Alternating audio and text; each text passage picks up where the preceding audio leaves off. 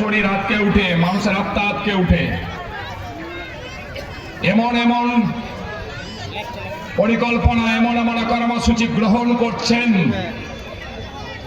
যে কর্মসূচির মধ্য দিয়ে, যে সিদ্ধান্তের মধ্য দিয়ে ভারতবর্ষের সংবিধান বিঘ্নিত হচ্ছে।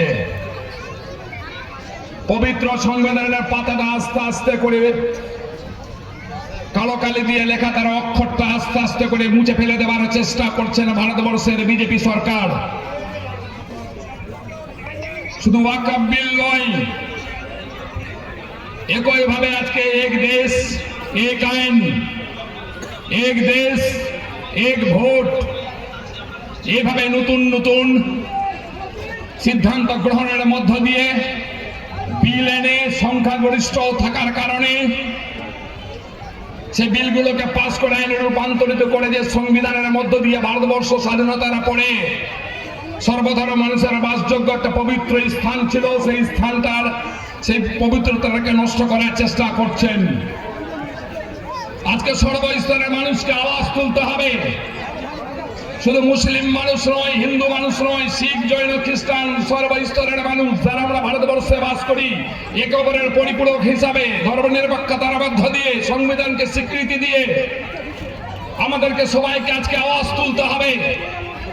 কেন্দ্রে থাকা একটা সরকার, বিজেপি সরকার, সেই সরকার মানুষের সরকার নয়, গরিব মানুষের সরকার নয়। আজকে আমাদের এখানে সম্মানীয় মন্ত্রী সাবিনা ইয়াসমিন বলছিলেন আজকে আমাদের পাশের দেশ বাংলাদেশে সেখানে সংখ্যাগরিষ্ঠ মানুষরা যারা আছেন সংখ্যালঘুদের উপরে নির্যাতন করছেন। প্রতিদিন আমরা খবরের কাগজে দেখছি। পশ্চিমবঙ্গের বিধানসভায় দাঁড়িয়ে পশ্চিমবঙ্গের সম্মানীয় মুখ্যমন্ত্রী তিনি বলেছিলেন একটা দেশের ব্যাপারে যেহেতু আছে, সেই কারণে এটাকে দেশের, আমাদের ভারতবর্ষের যিনি প্রধানমন্ত্রী আছেন বা এই দেশের যারা মন্ত্রিসভায় আছেন তাদেরকে সিদ্ধান্ত গ্রহণ করতে হবে যে সেই দেশের সংখ্যালঘুরা কিভাবে নিরাপদে বসবাস করবেন বাংলাদেশের। আমরা পশ্চিমবঙ্গের মানুষ, পশ্চিমবঙ্গের সরকার, পশ্চিমবঙ্গের মুখ্যমন্ত্রী সর্বদা কেন্দ্রীয় সরকারকে সর্বদা ধরনের সহযোগিতা করবা তিনি ঘোষণা করেছিলেন। কিন্তু আমরা লক্ষ্য করে দেখলাম যে ভারতবর্ষের যে বিজেপির সরকার, সেই সরকার কোন রকমের পদক্ষেপ গ্রহণ করছেন না বাংলাদেশে নির্যাতিত সংখ্যালঘু সম্প্রদায়ের মানুষের জন্য। কারণ হচ্ছে যে ভারতবর্ষের বুকে প্রতিনিয়ত সংখ্যালঘু মানুষ যারা এখানে বাস করছে তাদের উপরে নির্যাতন চলছে। বুলডোজারের নামে ধর্মের স্থানকে ভেঙে চুরমার করে দেওয়া হচ্ছে। নতুন নতুন নিয়ম তৈরি করার মধ্য দিয়ে ধর্মের স্থানের নিচে আরেক ধর্মের মানুষের উপাসনালয় খুঁজে বের করার চেষ্টা করা হচ্ছে।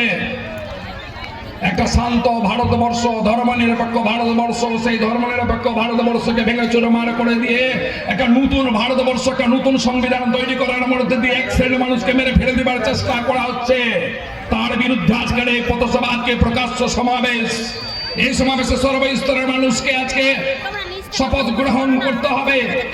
এই ধরনের কুচক্রান্তকারী কেন্দ্রীয় সরকার, যে সরকার কোন ধর্মের মানুষের হতে পারেন না, হিন্দু নয়, মুসলিম নয়, কোন ধর্মের মানুষের এই সরকার হতে পারেন না, যে সরকার মানুষের নিরাপত্তা দিতে ব্যর্থ, মানুষের ধর্মের নিরাপত্তা দিতে ব্যর্থ, মানুষের সংবিধান বাঁচাতে ব্যর্থ, মানুষের পাশে দাঁড়াতে ব্যর্থ, এই ধরনের একটা সরকারকে সম্পূর্ণরূপে ছুড়ে ফেলে দেওয়ার চেষ্টা করতে হবে বন্ধু। তাই আজকে ওয়াকফ বিল প্রত্যাহারের দাবিতে এই যে প্রকাশ্য সমাবেশ, এই সমাবেশ আগামী দিনে এই মঞ্চ থেকে আমাদেরকে সিদ্ধান্ত নিতে হবে যে এই সরকার মানুষের সরকার নয়। তাই এই সরকারের বিরুদ্ধে লড়াই, আন্দোলন আরো তীব্র থেকে তীব্রতর করতে হবে। আমি আশা রাখি মথাবাড়ি দিয়ে আমাদের এই আন্দোলনের কর্মসূচি আমরা মালদা জেলায় শুরু করলাম। প্রত্যেকটা ব্লকে ব্লকে আমাদের এই ধরনের কর্মসূচি সর্বস্তরের মানুষকে সাথে করে নিয়ে চলবে। আগামী দিনে আপনারা আমাদের সরকারের পাশে থাকবেন, আমাদের মুখ্যমন্ত্রীর পাশে থাকবেন, সম্মানীয় সাবিনা ইয়াসমিনের পাশে থাকবেন। এই আশায় আত্মবিশ্বাস রেখে সবাইকে আমার আন্তরিক অভিনন্দন, শুভেচ্ছা, ভালোবাসা, সালাম জানিয়ে আমার আলোচনা শেষ করছি।